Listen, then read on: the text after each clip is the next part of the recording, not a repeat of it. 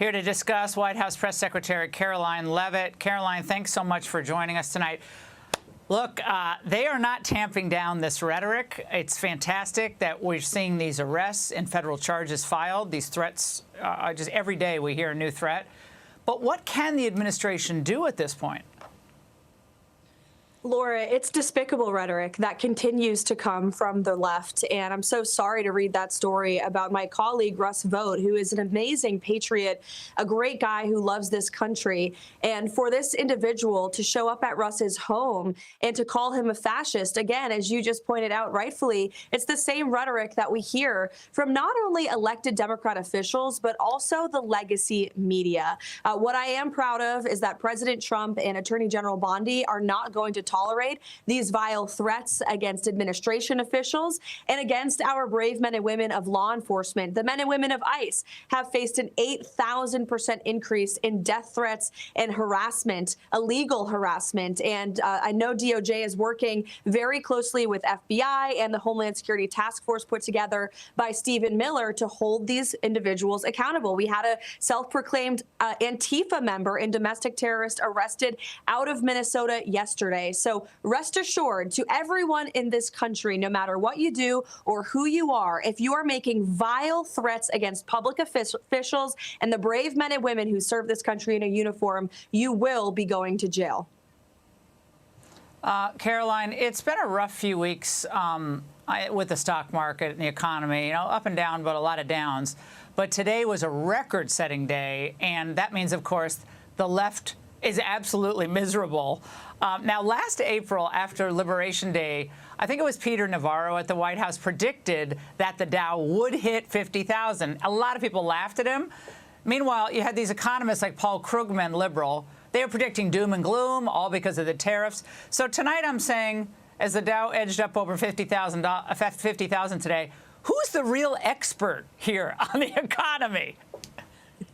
Well, the real expert is President Donald J. Trump. The president, since day one, Laura, has known exactly what he is doing. He has put together an economic formula that he knows is going to work. Massive deregulation, effective tariffs to bring back investments and jobs to the United States of America, which we are seeing. And if you look at factory job output in this country right now, the numbers and the data does not lie. We have real jobs coming back to this country. As you just pointed out, the Dow reaching over 50,000 today. That has never once before happened in American history. Look at core inflation. It has fallen to 1.4% over the past few months. President Trump inherited a mess from Joe Biden, record high inflation at 9%. So prices are falling, and they will continue to. Not only that, but wages are increasing. Americans have more purchasing power under this president. And guess what? We are in tax season. And I will tell you, Americans across the country are going to have more money in their pockets because of President Trump's historic legislation, signing no tax on tips, Social Security, and no taxes for middle-class families in this country. And the president got that done last year, and Americans are reaping the benefits of that now. Yeah, huge wins. Trump RX, obviously the Benghazi arrest. It's been issue after issue. At the same time, and I know you've been dealing with this today, but Donald Trump's Truth Social post set off a firestorm online. I only noticed it this morning because I was writing, but it was a video that he had posted portraying Michelle and Barack Obama with an ape motif, and I guess there were other politicians who were portrayed in other animal motifs as an internet meme. Tim Scott, senator, obviously African-American, said he was praying it was fake because it was the most racist thing he'd ever seen out of the White House. The president should remove it. Karoline, I know the president did remove it, deleted it, but it was up for, I think, 12 hours or something like that. How did this happen, and can you really throw a staffer under the bus for this? Well, look, Laura, you know, it was a meme that was posted by a staffer on the president's Truth Social account. It was from a Lion King video depicting, as you pointed out, different Democrats as different animals. I think Kamala Harris was depicted as a turtle in this video meme.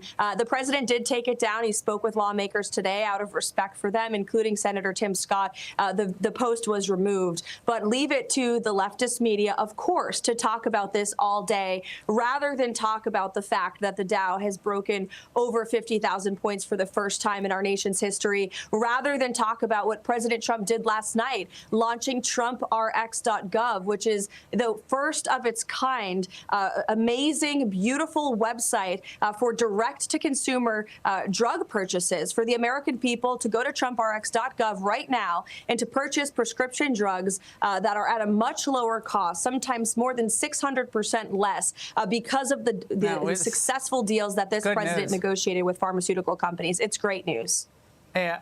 It's phenomenal news. Actual solutions to problems that other politicians have kicked down the road for years and years. But it's not just Democrats. There are Republican senators, Pete Ricketts, others saying, "Look, we understand it was this, but the president should just come out and apologize for it and say, look, this was a mistake. Sorry if it offended anyone." Why not?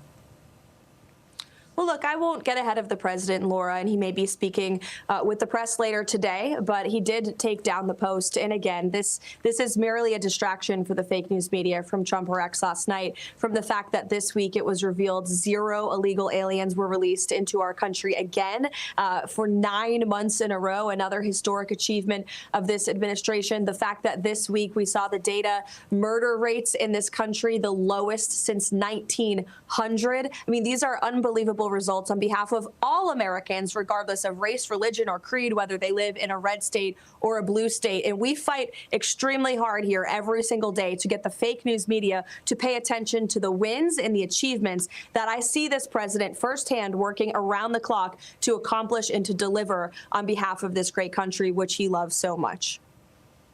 Karoline, I know the president's not a big fan, as you said, earlier, of Bad Bunny. Join the club. I am not either. So what are the plans for the Super Bowl? What's the president going to be doing? Is it a White House event? What's happening? Yeah, I think the president's going to be down at Mar-a-Lago in Florida watching the Super Bowl this weekend with friends and family. And the president's a very wise man, Laura. He has not made a prediction in this game because he has great respect for both the cities of Boston and New England and Seattle. However, I am a native girl from New Hampshire, so I'm going to proudly say right now, go Pats, and I look forward to seeing them bring home another Super Bowl trophy to New England this weekend. Karoline, nice to see you. Thanks for joining us on The Angle. Click here to subscribe to the Fox News YouTube page to catch our hottest interviews and most compelling analysis. You won't get it anywhere else.